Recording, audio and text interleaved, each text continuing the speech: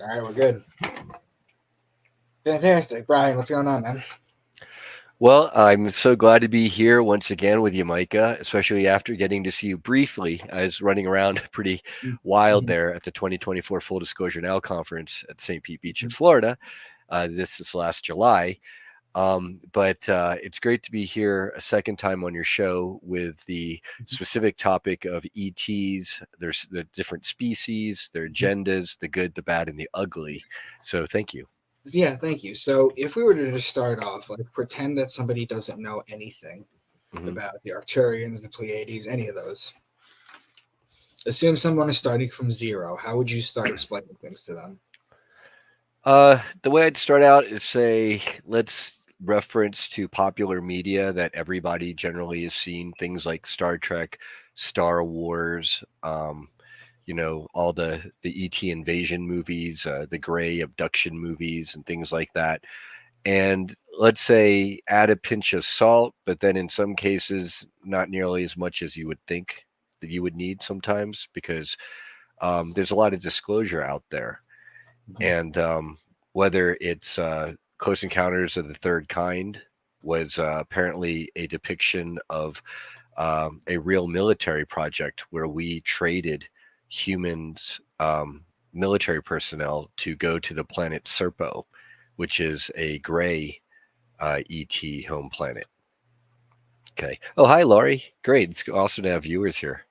Mhm. Excellent. And I love questions, comments, and Yeah, they'll be semi-hysterical. flowing in, but I wanted to Yeah. get to the point where you can start talking about who is benevolent, who is malevolent. So Yes. I want to kind of run through that period of time real Okay. quick. Okay. So basically, kind of started off. Let's one reason why so many ETs that we as Earthlings tend to encounter them tend to be in the humanoid form. Okay, I believe there are a couple reasons. One is there's something known as the Lyran diaspora. Apparently, we all come from the center of the Milky Way cluster around Lyra, those that constellation of stars and all those planets towards the galactic center, which is the oldest of the older part of the universe here. And there apparently were a lot of humanoid looking people, whether they're blue skinned or all sorts of tones, or also cat people and dog people. They were apparently living in that region of space very peacefully, many, many, many, probably billions of years ago by now. And then somewhere, somehow, you had an invasion of a particular species of reptilians. So now you got the humanoids, and now you got the reptilians, who are they've got their own biological makeups and their different aspects of chemistry and physiology and genetics, especially. And Mhm. they found the inhabitants of all these Lyran planets to be very vulnerable because it was humanoids living in relative peace and kind of the way all the descriptions are. It's kind of like imagine a galactic Garden of Eden.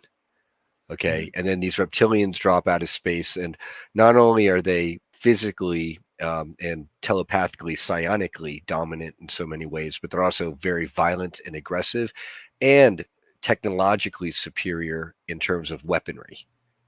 Okay. And they basically, unfortunately, also have a taste for certain humanoid races and biologies to eat. And what happened was they, on their first encounter with this whole Lyran sector of this Garden of Eden, planets full of humanoids and animal flora and fauna life, so rich and diverse, and unarmed, and they're very aggressive and mean and armed. What do you think happened? Mhm. Right? They basically began rampaging that whole sector, taking over planets, destroying. According to these galactic histories, and there are many books about this stuff. I mean, I've got literally a handful here, but I'm surrounded in a room full here, um, where they may have blown up two of the planets in the Lyran sector, the homeworlds of these beings who refused to initially give up. And then the planets that they took over, had an explosion of life fleeing, right? And then that was like from Lyra to Vega, Sirius, Andromeda, Orion, Arcturus. I mean, I don't know if that's like probably not the exact order. They probably went all these places at once. And that's why we, in all this galactic lore, you're going to hear over and over about the Lyran diaspora, the Palladians, why we look so humanoid or across the spectrum, and the reptilians. I'm familiar with the Pleiades through Barbara Marcinek's channeling. That's when I first became aware of her. In fact, she mentions they call them the Lizzies, like years before David Icke's book came out with that whole thing, and they stuck it on him anyway. I was trying to wonder why they did that. Well, I mean, it's more of a universal thing. It's just they probably got it pinned on them because they're more popularizing it through all their work in the books and the interviews. But for reptilians, you know, not to be totally speciesist, right? They're not all bad, of course. That we're talking here specifically about the Alpha Draco reptilians. And in most cases, right? Probably even not all Alpha Draco reptilians are, you know, rampaging in the way that we're experiencing so many of them to be. There are a lot of reptilian races where they're the older, wiser, benevolent guardian races. There are many great, wonderful, positive dragon beings. You know, not all dragons are bad. I know that they get a bad rap because of, you know, Abrahamic religions in particular, you know, and, you know, I read the Bible. I'm not, but I see it, I don't see us clumping it all together. And I see that there's a lot of misinterpretation from the Bible, like the Elohim, right? The sky beings. Those were probably Anunnaki and other ET races that were visiting here. And then it's obvious that the Old Testament and the New Testament were totally glommed together. It's kind of hilarious. That's a debate for another day or discussion. But let's take what we just described up to now with this Lyran diaspora of humanoids being chased around from the inner Milky Way to the outer arm out here on Earth, right? What is humanity doing here on this third rock from the sun on the 8th spiral arm out of the Milky Way? So Earth seems to be kind of like a beautiful exotic nature preserve that is less developed than all the older stuff at the Galactic Center, and in many ways less exploited, if that's to be believed, because it hasn't had so many zillions of years of war and technology and interplanetary strife and all of that.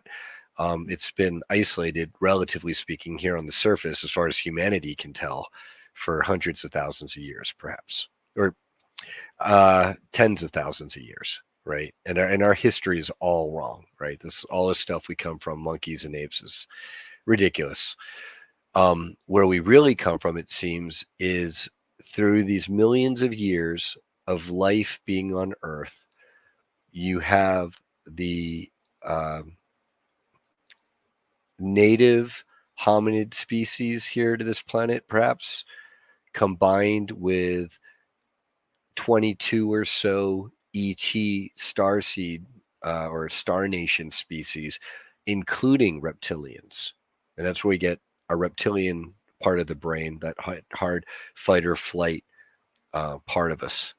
And apparently, you know, I guess, you know, when I asked this at first, like, well, gee, like, why would these benevolent star nations, right? Let's say they exist and they're out there. Why would they want, in this creation of humanity, why would you want reptilian genetics when reptilian genetics, there's a certain harshness to it, right? Well, that with that harshness, there's also strength that is not necessarily hardwired into the other species. I'm going to give you an example. It's survival at all costs, no matter what. You know, where like I mean, it's horrible to say, but if you had to, you'd eat your own young, right? Or you'd, do whatever you had to do to survive in whatever situation. Well, in aggressive parts or less hospitable parts or worlds or realms of the universe, that's needed. Okay. And at the same time, the reptilians, that helps to give them, especially the negative reptilians, kind of a backdoor access to humanity to try to access us and make us vulnerable through our more aggressive, violent fight or flight tendencies. And so it's a double-edged sword. Mm-hmm. Oh, hey, David. How you doing? You don't need to be sorry, brother. All right. And RVA. I'm not really sure what RVA is. Maybe it's Virginia. Lady Mantis, thank you. Okay, so who are the benevolent ones? Who are the ones that are peaceful, the ones that are uplifting, and are they all on Earth at the same time? Yeah, they're all, for the most part, they've all visited. Right. I mean, for the main players, let's put it this way. There's like so many species of ETs out there seeding the universe, the galaxies. Okay. Of this huge wide spectrum, we probably, coming to Earth, there's probably that bandwidth. Okay. Right. Of this bandwidth, there's going to be your positively oriented and your negatively oriented. Pleiadians, Arcturians, Lyrans, Reptilians, where the positive reptilians, we would regard them as our elder, wiser, guardian, dragon brothers and sisters. And then the lesser evolved reptilian species we would refer to as like the Lizzies. Like, you bastards keep invading us and, trying to do all this Luciferian, demonic, energetic, lower vibration stuff with the loser humans who sell the rest of us out. Right. Okay. You've got the Andromedans, the positive and the negative, the Arcturians. And then even within those, you're going to have like more human looking Arcturians. And then you might have more feline or dog, like Sirians from Sirius, like looking at the Canis, major and minor, the dog stars. Right. And it turns out that all these stars are named like that for a reason. I was like, why do they call it the dog star? Does it really shape like a dog up there? It's like, no, maybe like dog-like people come from the dog star area. And like, just like the Dogon tribe knew about Sirius A and B way before modern astronomers could even decipher that. Right.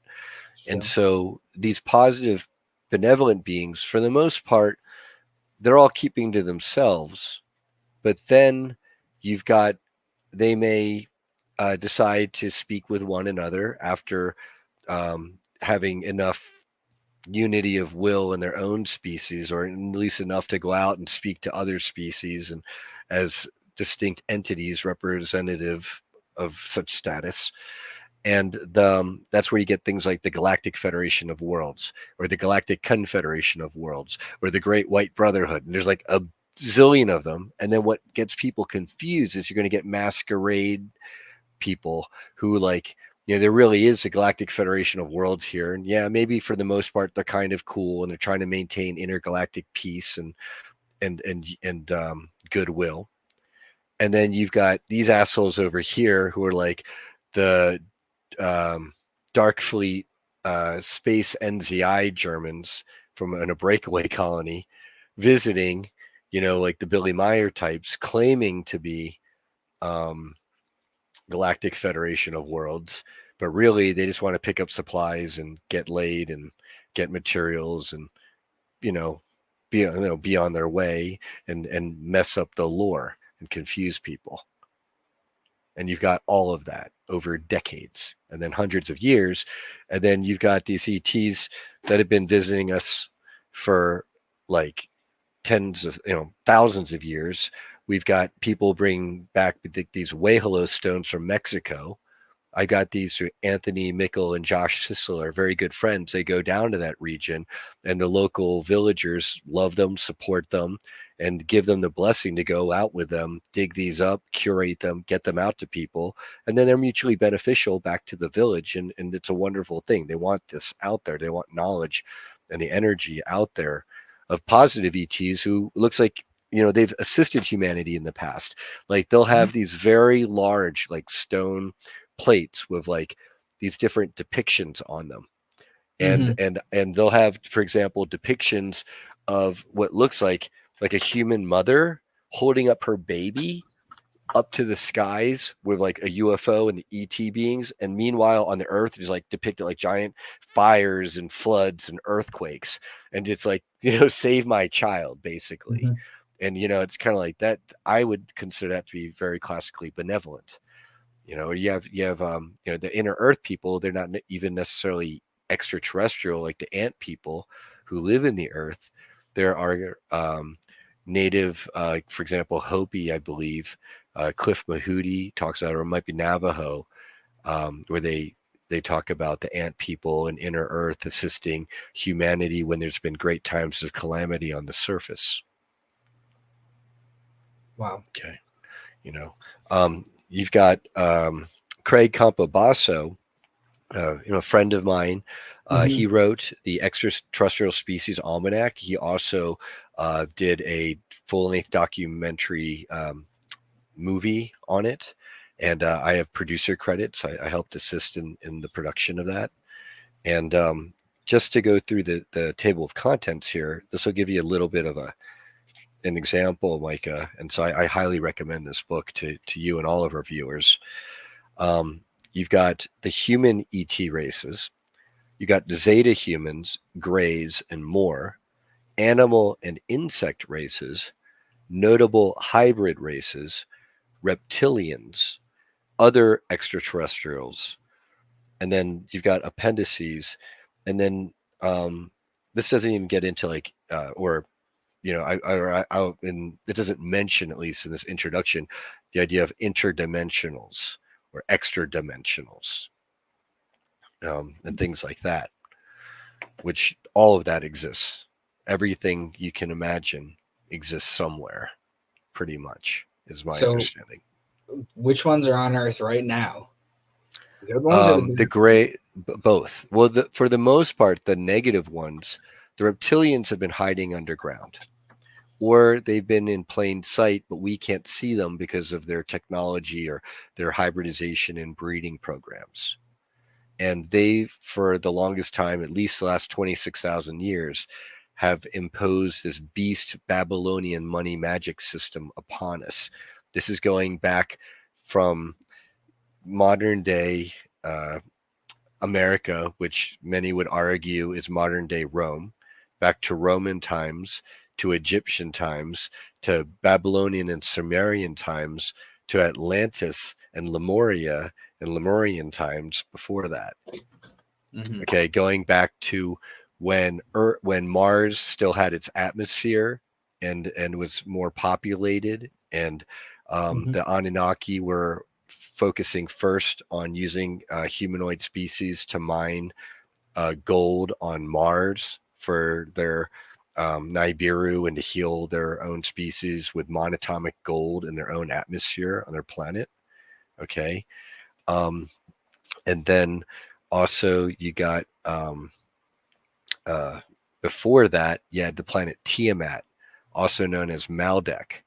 And according to Audrey Walters, she says that I forget which races, might be the Pleiadians in particular, they don't like the name Maldek. Isn't the proper name for it. It was either Tiamat or another name. Maldek in apparently in Draco Reptilian, or some kind of reptilian language, means our planet or our turf. Maldek. So it's like, the other more benevolent ET races are not going to call it planet Maldek. That's a planet that got blown up and now makes up the I don't know if it's a Kuiper belt. It might be part of the Kuiper asteroid belt. Yeah, the asteroid belt. I think it's called the Kuiper belt. And Cosmo here saying, will there be a transcript or link of these books? Well, there's this book which is available online, like on Amazon, for example, the Extraterrestrial Species Almanac by Craig Campobasso. Okay. You've got let's see. I mean, you've got Len Kasten's books. You got Richard Dolan, The Alien Agendas. Len Kasten, he wrote Alien World Order. He's got a whole series of these, which really go into the whole reptilian agenda of domination. You've got all the Michael Salla exopolitics books. You've got the Elena Danaan books like Cedars and A Gift from the Stars. I don't necessarily agree with everything Elena Danaan says, but there's a lot of great information that she has and puts out there. I think I'm still trying to work my way on different exopolitical situations and who's who in the zoo. So I'm still figuring that out, just so everyone knows. You've got Sue Walker, who is a contactee of the Ponti. The Ponti, they look like they're basically benevolent gray beings, okay? And they're in touch with the Sasquatch, who are positive Star Nations people. Okay, they're interdimensional. They visit Earth, and they're also able to go between Earth and kind of like there's an Earth out of phase, or an out of phase place, and this is apparently where Indrid Cold is from. And this is according to that information. That's not according to Sue Walker. That's according to Christopher Jacobs and Joanna Michaels of thelifting.net. And they're also on YouTube. And his stuff is mind-blowing because he's in telepathic communication with many benevolent, positive Star Nations groupings, especially Sasquatch. So I've got two comments here. This one. Everything he is saying is written about, encoded in the book Secret Doctrine of the Rosicrucians. Have you heard of that? I don't know that book in particular. I know of the Rosicrucians. What I would say is that a lot of the occult groupings and secret societies, hey, who's going to have contact with ETs? Secret societies. So they're going to know about this, and then they're going to encode it in their own books because they need to teach their own people for their own, unfortunately, for the most part, nefarious purposes in these cases. You know, for example, the Georgia Guidestones came from a guy using the pseudonym of R.C. Christian, right? Which is, some people say he's basically saying Rosicrucian. Right. Right. And then, yeah, Laura Eisenhower, she was a presenter, and she's also a good friend. She's also a presenter at my event this last July, and hopefully again this next July. Mm-hmm. Okay. Yeah. So what Laura says, I'm down with that. It's consistent, because what Laura Eisenhower has made it her mission in life, part of, is to basically clear the air to bring the truth. Hi, it's awesome. Hello from Belgium. To bring the truth to the Eisenhower administration, right? Where, you know, the Greada Treaty of 1954 was signed under him, his administration at least, but not with his full consent, is my understanding. With these Greys saying they're from Zeta Reticuli, and sure, they may have been Greys from Zeta Reticuli, but what they weren't saying is they were really acting as proxy for their Alpha Draconian masters. Okay, so that deal was a terrible, horrible deal. And then Craig Campobasso also speaks about the Dr. Frank Strange book and testimony about Valiant Thor, and many others have testified about it. And there are also Valiant Thor imposters out there, just fair warning, but I believe there's a real one running around out there, who was a stranger at the Pentagon for at least 2 years, trying to present his case to say, hey, humanity, if you disarm, you don't need to have nuclear mutually assured destruction with the commies, the Ruskies. You know, you disarm, we can give you an amazing Star Trek future, but we want you to stop with this atomic explosion stuff. And unfortunately, more, in my opinion, the cabal, Illuminati, derp state went behind Eisenhower's back and said, screw you, we don't care you're the president. You know, you don't have cosmic clearance and majestic 12 clearance, and you know, you're not part of our secret society, Eisenhower. Too bad. And they cut a really bad deal. And that seriously put us onto the timeline that we're on today. And the positive benevolent ETs, per the show Star Trek, that is real in terms of the prime directive was literally channeled via, I forget the name of the person, to a gifted medium channeler in like the Berkeley, California area in like the 60s, or might even have been the 50s, to a group of people through this trance medium. And at least a few of them, Gene Roddenberry, the executive producer and writer creator of Star Trek, and all those series, he had access to information, and they wanted him to create a positive TV series to get to the masses and explain to everyone, hey, there's this positive federation out there, and they believe in the prime directive. They don't want to interfere, but can you imagine, like, there's humanoid species traversing all over the known universe and having amazing adventures with positive AIs. Okay. And this can happen, but they cannot interfere with us until humanity is at the point where we are able to, well, there's a lot of conditions. Okay. For one, we're not a level 1 civilization on their civilizational scale yet. Level 1 civilization is a civilization where everyone on the planet, okay, or that species, at least, like that main species on that planet, they are well fed, well housed, well educated. They have everything, their needs are met. Justice, is just society. They have a unified governing structure. Now, this isn't to say, and a lot of people I know, they get triggered, they hear New World Order. Well, not every unified governing structure is a New World Order, bad thing, right? Klaus Schwab wet dream. There's peaceful societies where maybe we could have here on Earth someday. Fine, we have a United States of America living according to our republic, of which it stands, and which, the Constitution was written, and it's been subverted all these years under this maritime law strawman system bullshit. Okay, pardon my French, or English, if you will. And then you've got other countries. They could have their own just systems where everybody is fed. They have their own governing structure, but then we could have our own World Council, or at least enough of a agreeing World Council body that then any ETs, positive, benevolent, well-meaning ETs, can contact us on Earth. And it's not, hey, how come the Pleiadians, aren't landing on the White House lawn and they're landing in Tiananmen Square? Hey, how come they're not landing in Red Square? Hey, how come not landing in Cuba? Hey, why aren't they landing somewhere neutral, like the North Pole? They can't, and they don't want to deal with that. And they know that won't be helpful.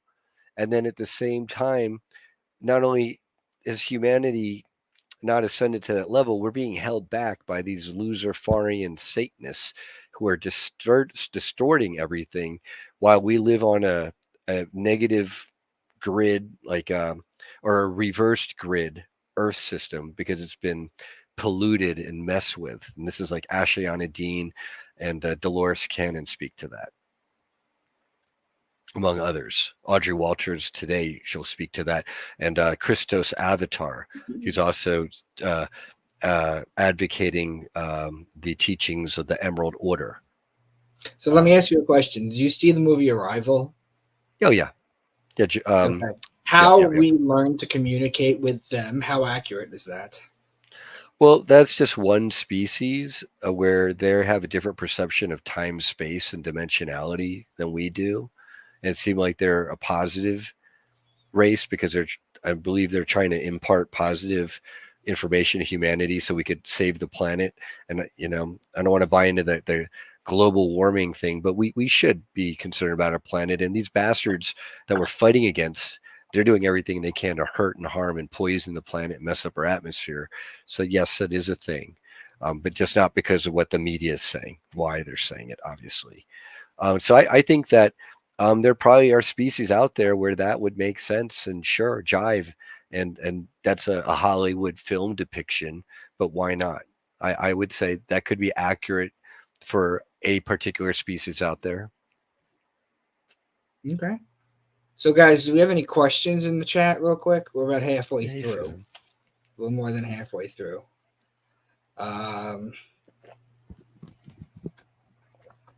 Susan says hello. Yes, Susan was a presenter in my event.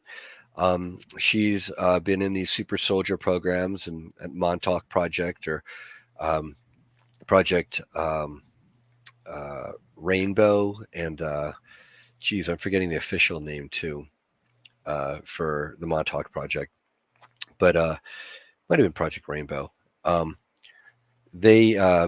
But Susan was there and she's familiar with a lot of these ET species that I'm speaking of because of her time in these secret space programs through the consciousness transfer and time travel and what's known as these 20 and back, basically kidnappings.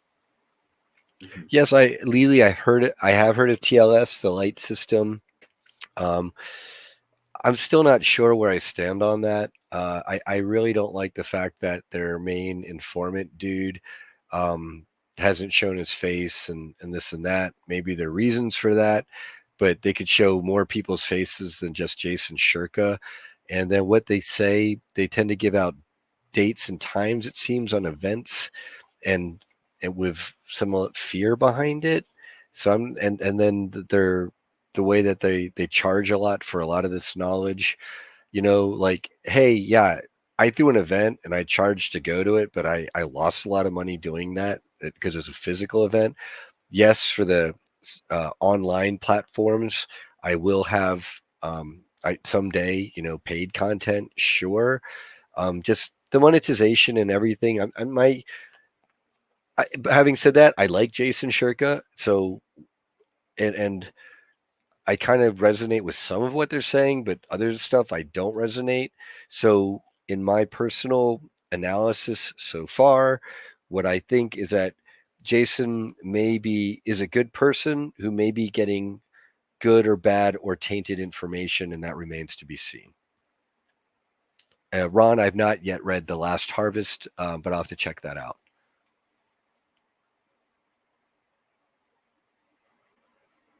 Very cool. So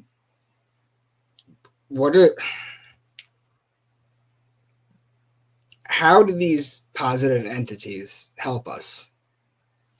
Do they just turn off nuclear weapons, or is that that's one?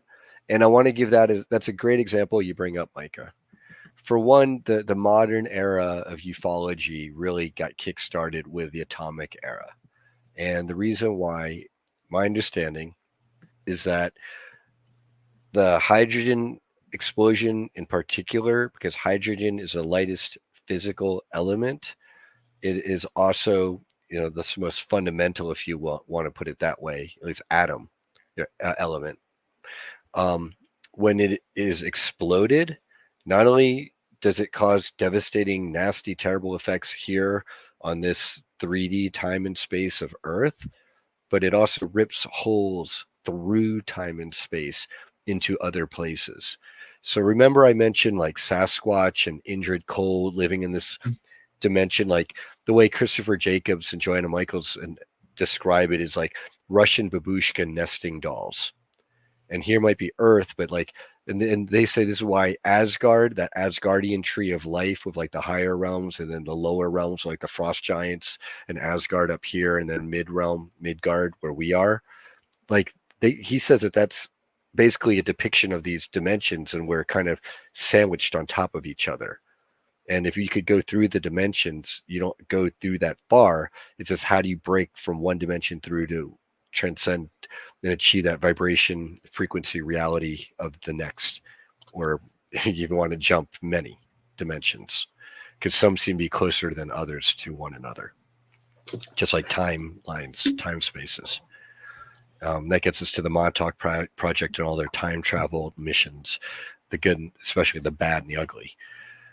And so with that babushka thing, if imagine the Sasquatch is here in this nested world right next to our Earth, along with Indrid Cold and his neat dumbbell looking spaceship craft. And we explode a hydrogen bomb, and that rips a hole not just in the beautiful area of the Bimini Islands, but in whatever they got, their version of the Bimini Islands in that area. Imagine they got like a fourth or fifth density resort there.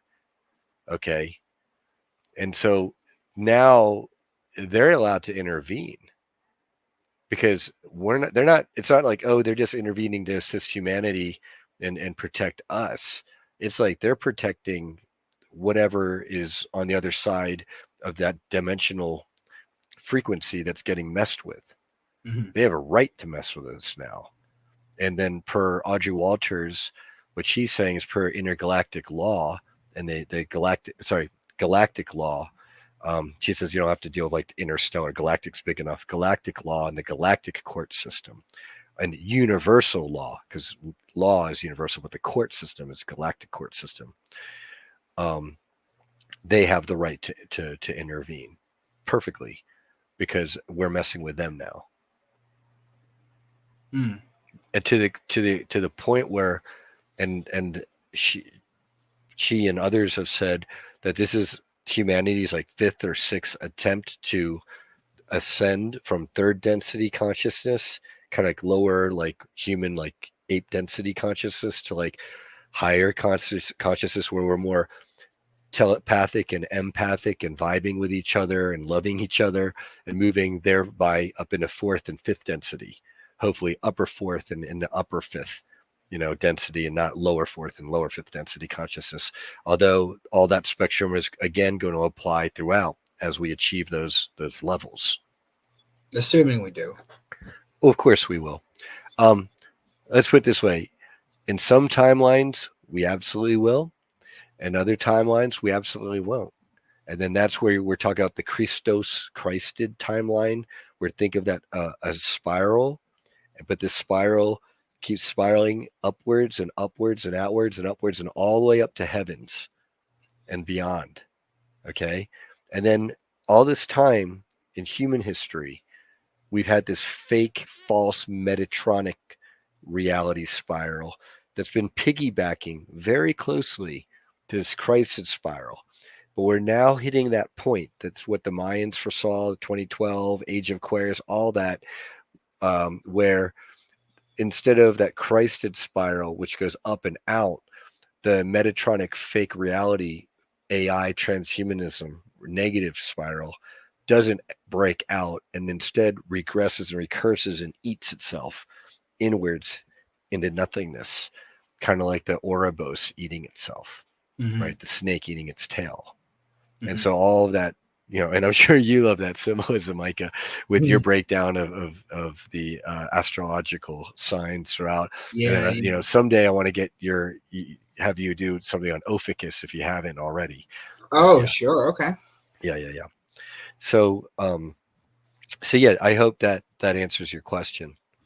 It does. So you've got about 20 minutes left. What do you really want to get across to people?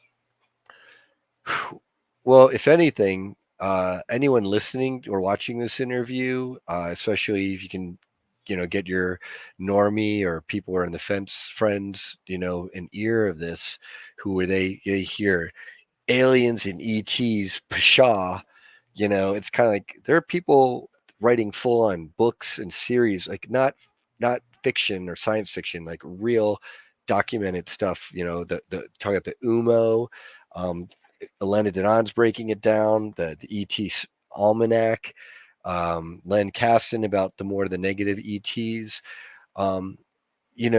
like instead of people being way back there and like, are ETs real, blah, blah. I mean, number one, okay, all the stuff flying in our skies. And if you're a skeptic, get yourself a decent camera, if you can, infrared. Shoot at, according to the Farsight Institute, Dr. Courtney Brown was told by his benevolent Galactic Federation type ET contacts, and it's working. They've got this footage all over now. Shoot at 120 frame rate frames per second, ideally 160 and above, but at least 120. And if you shoot in infrared, but you don't need to, keep your camera pointed at the sky. You're going to capture stuff zipping across the sky. And because it's at 120 frames per second or higher, you're able to freeze it, slow it down, and you're going to get clear pictures of what's flying around out there. And according to some people, and this is where like Elena Denon says a lot of the negative ETs have already been removed from our region. The other people say, no, that's still negative ETs or the secret space program, which is still for the most part negatively oriented, and they're zipping around our skies. Most of the positive ETs, at least their physical ships aren't able as much to fly around the skies without getting shot down by the secret space programs. Because what they do is they shoot down positive ETs to get their technology. And then what Audrey Walters says is, well, a lot of people ask, well, wait, if these positive ETs, if they're so powerful and advanced, how are they getting shot down by the secret space programs of the Oithlings? Well, the reason why is, according to Audrey Walters and the Galactic system of law and the Prime Directive, the Galactic Federation, any benevolent ETs, if they even want to think about visiting the Earth, they are only allowed to visit us in a certain level of technological craft with a certain level of technology, bringing it within our atmosphere and our time space here. Because it would be a violation of the Prime Directive if, God forbid, one of their craft carrying some really high-tech exotic technology fell into the wrong hands here on Earth, right? And number two, another reason is because of that embargo of technology that is like weaponized or too high in terms of like time travel, probably, or energy production where you can weaponize and like blow up a star or stuff like that.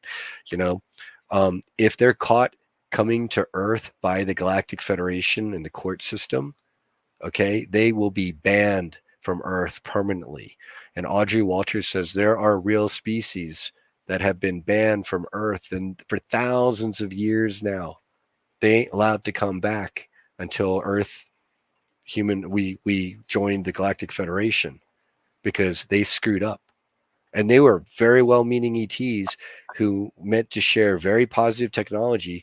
Think Prometheus bringing fire, okay, to naked humanity, babes in the woods, and they got smackdown. That's why. Mm-hmm. Damn. So what else do you have for everybody? What if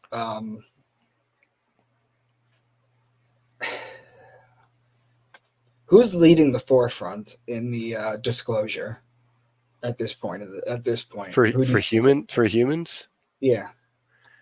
Everyone you see, like yourself and myself, doing a show like this. Everyone you see throwing the conferences and going to the conferences. Everyone you see who writes a book and gets their testimony out there, whether or not they use their real name and face, as long as they're telling the truth. Everyone, this is my appeal to the people on the wrong side of the fence, to come clean and try to win yourself what amnesty you can and do right, because your side is losing. Help free, name where the kids are in these underground bases, name the bases, out the doctor, the Colonel Michael Aquinos and the Dr. Joseph Mengeles, aka Dr. Greens, who survived after World War II and got over here via Operation Paperclip and the Nazi rat lines. Mm-hmm. Yeah, so that's the forefront of the disclosure movement. I like to consider myself a voluntary person on the forefront of the disclosure movement. And so, as an organizer, please reach out to me if you would like to participate together with me and all of our contacts to advance the full disclosure movement so that we can achieve our Star Trek future. We can, through bringing the truth to humanity, raise the collective frequency and vibration of humanity with a vibration of truth to reverse all the lies that are holding us back, and then help to unite humanity through more common understandings on the truth and principles, and then move forward in our Star Trek future, and then give our benevolent brothers and sisters the ability to come on and say hello without violating the Prime Directive, and then to help intervene against the negative agenda reptilian ETs and negative grays who have been working together for the most part to hold humanity back. Because reptilians, for the most part, they were on this planet first, and that's part of why this whole system and setup is so complicated. And why, okay. Yeah, and that's why what's going on in Argentina right now? Not Argentina, Antarctica. So Antarctica is probably a battleground for many reasons. There's so much excellent, amazing technology that's buried underneath the ice there, because Antarctica wasn't always, like a polar ice cap. It wasn't always at the South Pole either. Earth has been spun around many times over the millions of years, right? That we've been a planet. On Ishtar is Audrey Walters says that Earth, her real name, it's a she. Her name is Ishtar. The sun, he likes to be called, it's either Dan or Steve, and it's funny, but it's true. A lot of ETs or celestial beings or interdimensionals, if you can't pronounce their name or their frequency in English, so if they just want to be called a regular run-of-the-mill whatever, a common English name, call me Joe, and he picked either Steve or Dan. This is true story, okay, or true testimony. Lou Elizondo, doctors ask about that. I think he's got access to good information and he means well, but I think he's been fed bad stuff, or there are those who are trying to control him and his narrative. Yeah, but Antarctica is a battleground because so many people in races want to be there and get the technology. The positive ETs, I believe they have like at least one positive giant spacecraft or arc repository of knowledge and wisdom first and foremost, and then technology, and probably stargates and that type of, like in Arrival, they probably have Stargate technology. Okay, where those beings didn't necessarily have to be in that craft. That could have been like a portal technology, right? Yeah, so that's this kind of gives us also a vision of what we have in store for us on the positive timeline and what that looks like. And this from disclosures from the ground up. It's from people from the ground up pushing, because too many of the politicians and celebrities and influencers and whoever, the royals, have too much crimes against humanity, blood and hurting little kids and big and everyone in between, abuse ritually, to answer for that they can't ever uncover the lid at the higher halls of power. At best, you'll have the white hats, the boys, the good, well-meaning people, men and women, the real brave souls in the system, who are the whistleblowers and want to bring this forth, despite the giant apparatus derp state that they're under. Okay, brother. So I guess we're coming up on the end right now. Do you have any departing thoughts or anything that you want to just last minute thoughts? Thank you for letting me run with a mic. Mm-hmm. Micah. I feel like I got out a pretty good kind of like summary in your show here of who's who in the zoo. You kept me on track pretty well there, and gave me, while giving me time to speak. And so I very much appreciate that, and would love to be back on here with you anytime. Yeah, we'll definitely do that. We'll go over some topics. Absolutely. So yeah, so just last minute thoughts. Just let people know whatever it is you want to let them know, where they can find you and all that stuff. Yeah. Okay, let me share my screen here. And where I'd love most people to go is to fulldisclosuremovement.org.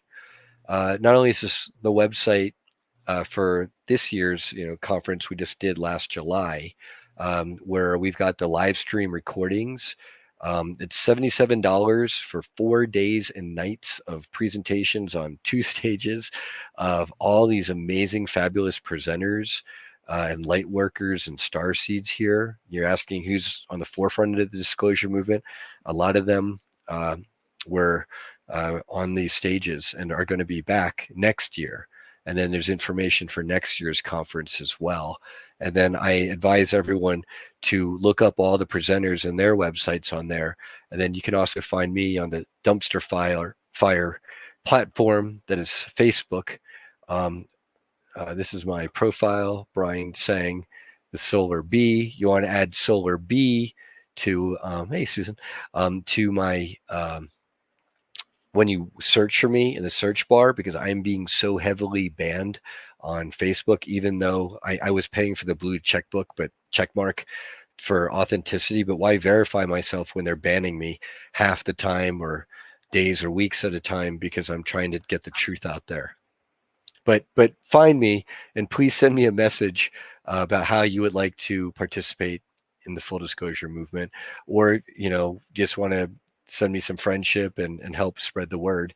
That's participating too. Thank you. Perfect. So Brian, thank you. I will have you on soon, brother. Thanks for coming on and sharing with us. My pleasure, Micah, and an honor.